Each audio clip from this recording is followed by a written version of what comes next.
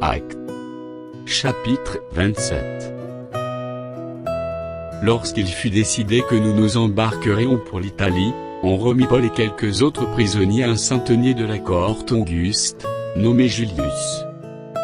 Nous montâmes sur un navire d'Adramite, qui devait côtoyer l'Asie, et nous partîmes, ayant avec nous Aristarque, Macédonien de Thessalonique.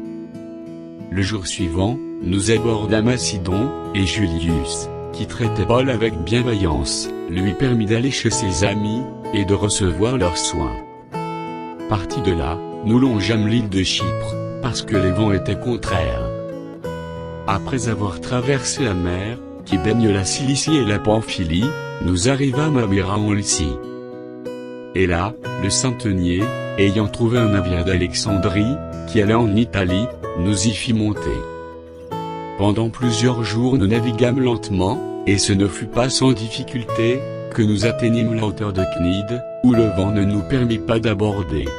Nous passâmes au-dessous de l'île de Crète, du côté de Salmone.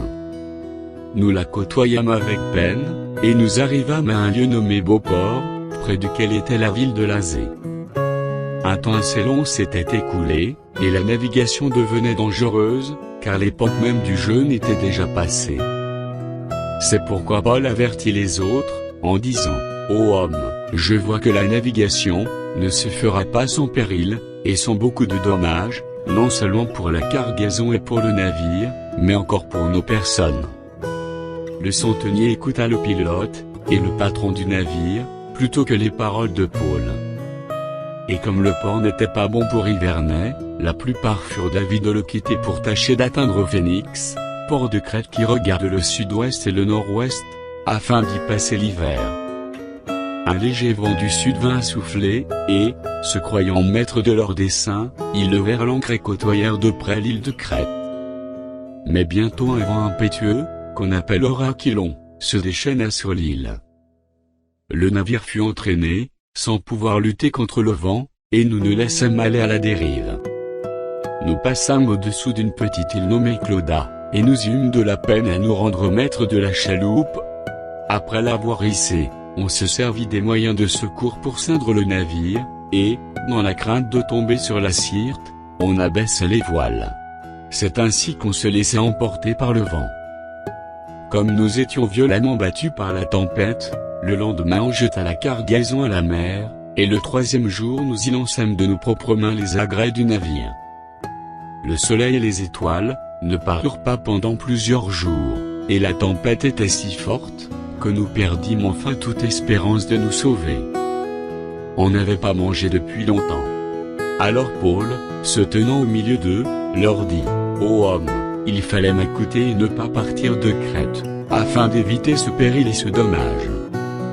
Maintenant je vous exhorte à prendre courage, car aucun de vous ne périra, et il n'y aura de perte que celle du navire. » Un ange de Dieu à qui j'appartiens et que je sers m'est apparu cette nuit, et m'a dit, « Paul, ne crains point, il faut que tu comparaisses devant César, et voici, Dieu t'a donné tous ceux qui naviguent avec toi.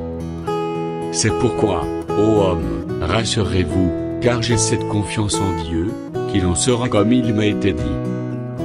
Mais nous devons échouer sur une île. » La 14e nuit, tandis que nous étions ballottés sur l'Adriatique, les matelots, vers le milieu de la nuit, soupçonnèrent qu'on approchait de quelque terre. Ayant jeté la sonde, ils trouvèrent 20 brasses, un peu plus loin, ils la jetèrent de nouveau, et trouvèrent 15 brasses. Dans la crainte de heurter contre des écueils, ils jetèrent 4 ancres de la poupe, et attendirent le jour avec impatience. Mais, comme les matelots cherchaient à s'échapper du navire, et mettaient la chaloupe à la mer, sous prétexte de jeter les ancres de la proue, Paul dit aux centeniers et aux soldats, « Si ces hommes ne restent pas dans le navire, vous ne pouvez être sauvés. » Alors les soldats coupèrent les cordes de la chaloupe et la laissèrent tomber. Avant que le jour parût, Paul exhorta tout le monde à prendre de la nourriture, disant, « C'est aujourd'hui le 14e jour, que vous êtes dans la tente et que vous persistez à vous abstenir de manger. Je vous invite donc à prendre de la nourriture, car cela est nécessaire pour votre salut, et il ne se perdra pas un cheveu de la tête d'aucun de vous. » ayant ainsi parlé, il prit du pain, et, après avoir rendu grâce à Dieu devant tous, il le rompit, et se mit à manger. Et tous, reprenant courage, mangèrent aussi. Nous étions, dans le navire, 276 personnes en tout. Quand ils eurent mangé suffisamment, ils allégèrent le navire, en jetant le blé à la mer. Lorsque le jour fut venu, ils ne reconnurent point la terre, mais, ayant aperçu un golfe avec une plage, ils résolurent d'y pousser le navire, s'ils le pouvaient. Ils délièrent les ancres pour les laisser aller dans la mer, et ils relâchèrent en même temps les attaches des gouvernails, puis ils mirent au vent la voile d'Artimon, et se dirigèrent vers le rivage. Mais ils rencontrèrent une langue de terre, où ils firent échouer le navire, et la proue, s'étant engagée, resta immobile, tandis que la poupe se brisait par la violence des vagues. Les soldats furent d'avis de tuer les prisonniers, de peur que quelqu'un d'eux ne s'échappât à la nage. Mais le centenier, qui voulait sauver Paul, les empêcha d'exécuter ce dessein. Il ordonna à ceux qui savaient nager de se jeter les premiers dans l'eau pour gagner la terre, et aux autres de se mettre sur des planches, ou sur des débris du navire. Et ainsi tous parvinrent à terre sains et saufs.